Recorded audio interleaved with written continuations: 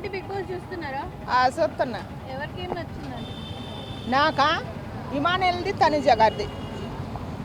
నిన్న ఒక గేమ్ ఇచ్చారు కదా భరణి గారికి అండ్ శ్రీజ గారికి, వాళ్ళ గేమ్స్లో ఎవరికి బెస్ట్ అనిపించింది? నాకా బర్నీ గారిదే బెస్ట్ అనిపించింది. అంటే శ్రీజది అన్ని ఫ్లోర్స్ కట్టి ఉంటాయి కదా, ఉన్నా కూడా ఆమెది బయటికి పోయింది. ఆ పెట్టిన సర్కిల్లోంచి బయటికి వెళ్ళిపోయింది. ఏంది ఒక్కటున్నా కూడా సర్కిల్ లోపల ఉంది. మన సోమశెట్టి గారు చెప్పిండు, కరెక్ట్ పాయింట్ చెప్పిండు. ఇప్పుడు పునాది గారు కరెక్ట్గా ఉంటేనే కదా, స్టాండర్డ్గా ఉంటేనే కదా పైన పిల్లర్స్ ఉండేది. పునాదే కరెక్ట్ లేనప్పుడు పిల్లర్స్ అంత కరెక్ట్గా పెట్టిన ఏడంతా కూలిపోద్ది అని మన సోమశెట్టి గారు చెప్పిండు. కరెక్ట్ మంచి పాయింట్ చెప్పిండు. సోమశెట్టి గారి నోట్లోంచి ఎల్లకెళ్ళకి ఏదైనా వెళ్తే మాత్రం కరెక్ట్గా వెళ్ళుద్ది అనమాట. బాగా చదువుతాడు. అంటే ఇప్పుడు శ్రీజ భరణి గారు ఇద్దరు గేమ్ ఆడారు కదా, సో మాధురి గారికి సంచలనంగా ఇచ్చారు కదా డెసిషన్ తీసుకోమని. సో అక్కడ మాధురి గారు భయపడ్డారా శ్రీజకి? ఏం భయపడలే, ఏడ భయపడది.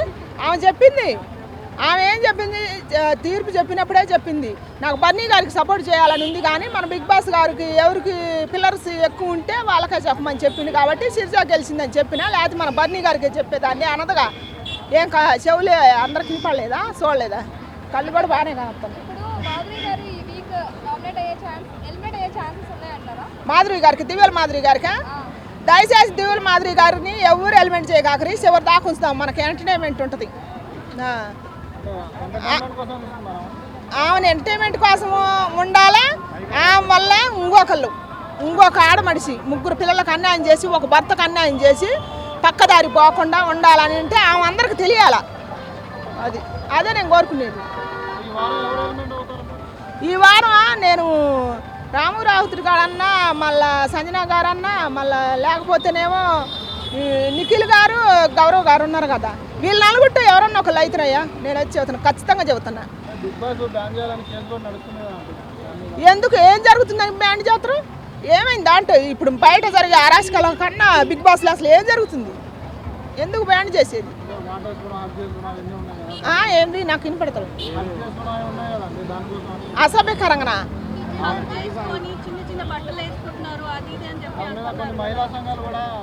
చిన్న చిన్న బట్టలు ఎవరు వేసారు? ఇప్పుడు వేసిన సిరిజ, దమ్ము సిరిజ కావాలన్నారు. నిన్న నేనే వేసింది మొకాళ్ళ కాడికి. మరి కొంతమంది చేస్తారు సిగ్గులేని పనులు. మనం ఏం చేస్తాం? ఎంటర్టైన్మెంట్ ఆ ఎంటర్టైన్మెంట్ కూడా చూసేవాళ్ళు చచ్చారుగా ఆడికాడికి వేసుకుంటే.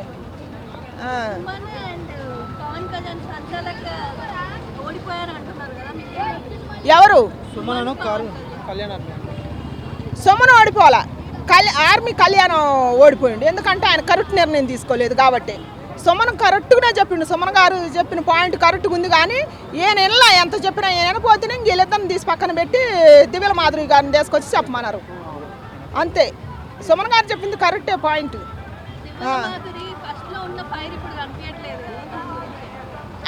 కుటుంబ సభ్యురాలు అయిపోయింది, మమ్మీ అయిపోయింది. డాడీ పోయిండు, మమ్మీ వచ్చింది. ఇంకా మాట్లాడలేదు, ఎందుకంటే మమ్మీ అయిందిగా. డాడీ వస్తే చికెన్ కూడా వండి పెడతానని చెప్పిందిగా. అవును, నిన్న ఎంటర్టైన్మెంట్ మొత్తం, రాత్రి ఎంటర్టైన్మెంట్ మొత్తం డిమాండ్ ఉంది రీతు సోదరిదే. మా సొంత మూడు పిల్లలు కూడా అట్ట కొట్టుకోరు అసలుకే. రీతు సోదరు అడగటం ఏందో, ఆ డిమాండ్ ఫోన్ చెప్పటం ఏందో. ఆయన ఏమో డిమాండ్ ఫోన్ ఏమో ఏ జరగని వెళ్ళిపోయినట్టే ఉంటాడు నంగలాగా. ఏమేం గొంతేసుకొని అరిసి ఇది చావటమే, కానీ ఆయన ఏం రియాట్గా అంటే నాకు ఫీలింగ్స్ రావట్లేదు అంటాడు. కాసేపు ఏమో నాకే సంబంధం, నిన్ను కదా అన్నది, నన్ను కాదు కానీ కాసేపు అంటాడు. ఒకసారి ఏమో మళ్ళీ రెండోసారి చేసిండు, ఒక తప్పు చేసిండు. అమ్మాయిని ఆడపిల్లని కూడా చూడకుండా 2 సార్లు గుంజి బెడ్ మీద వేసిండు. అదొక్కటే డిమాండ్ వల్ల తప్పు జరిగింది. దయచేసి ఆ తప్పు రిపీట్ కాకుండా ఉండాలని కోరుకుంటున్నాను నేను. డిమాండ్ ఫోన్ గేమ్ మాత్రం చిరతపులి ఆడినట్టు ఆడతాడు. గేమ్ విషయంలో డిమాండ్ ఫోన్ చిరతపులే, మామూలుగా ఆడ్డనమాట. టాప్ 5కి ఇమానుయల్ గారే. దయచేసి నేను చెబుతున్నా, ఇమానుయల్ గారే వెళ్తాడు. ఆయన ఎందుకు వెళ్తాడు అనేది కూడా నేను చెబుతా. దయచేసి న్యాయం అయితే ఆయనకే వేయండి ఓటు. ఆయన వల్లనే ఎంటర్టైన్మెంట్ ఉంటుంది. పేక్ అంటారు, కొంతమందికి నచ్చట్లే, మరి ఎందుకనో వాళ్ళు చూసే విధానమో మరి ఎట్టనో నాకైతే అర్థం కావట్లేదు. కానీ న్యాయమో పూర్వంగా నేను చెబుతున్నా, మాట్లాడినా న్యాయంగానే మాట్లాడుతుండు, గేమ్ ఆడినా న్యాయంగానే ఆడుతుండు. మరి కామెడీ ఆయన వల్లనే వస్తుంది. ఆయన వల్ల హౌస్లో ఎవరికి నెగిటివ్ థాట్లు లేవు. హౌస్లో అందరితో కలుపుకొని పోతుండు ఆయన.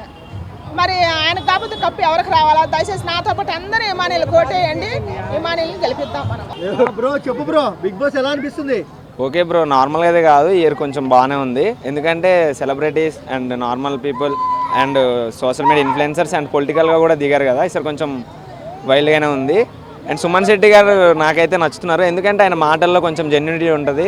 అండ్ ఆయన ఫస్ట్ ఛాన్స్ ఇచ్చిన తేజ గారు కూడా ఒక రూమ్ కట్టేసి ఉంచిన వ్యక్తి అనమాట. అంటే ఛాన్స్ ఇచ్చిన వాళ్ళని ఎవరిని మర్చిపోకుండా ఒక విశ్వాసం అనేది చూపించడం అనేది ఆయన చూపించారు. ఓకే, శ్రీజకు బర్నీకి పోటీ పెట్టారు.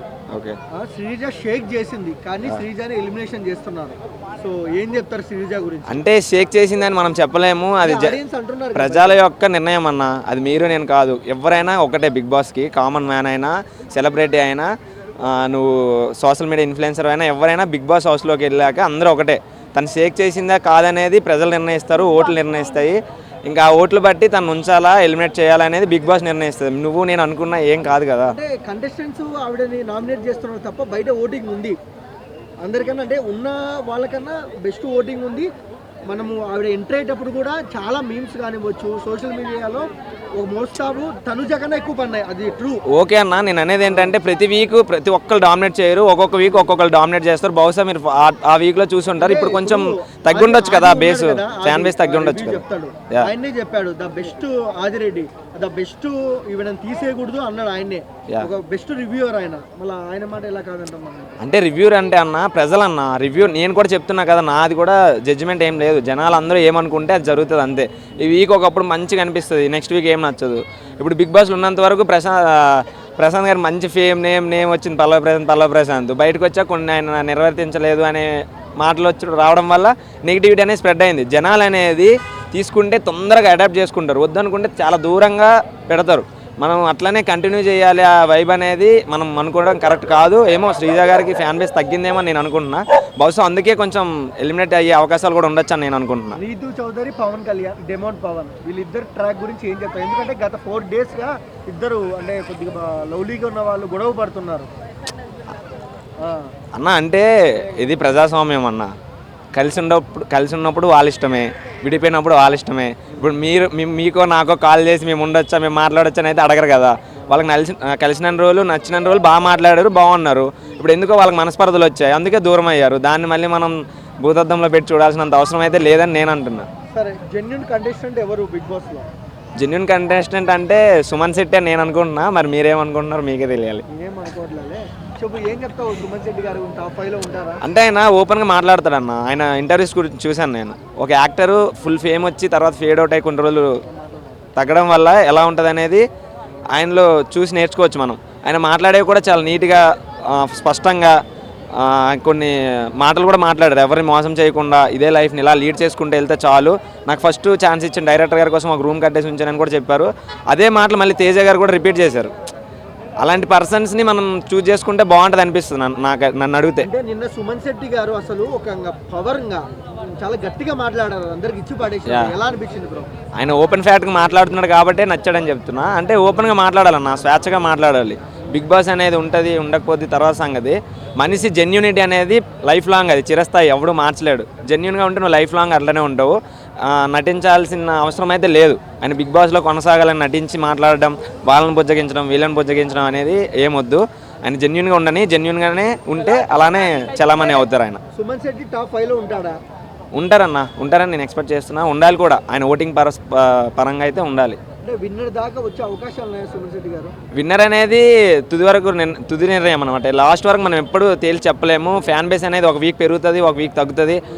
ఆడే గేమ్ బట్టి ఆయన మాట్లాడే మాటలు బట్టి ఆయన బిహేవ్ బట్టి జనాలు ఆకర్షణ అవుతారు, మళ్ళీ వద్దనుకొని దూరం కూడా పెడతారు.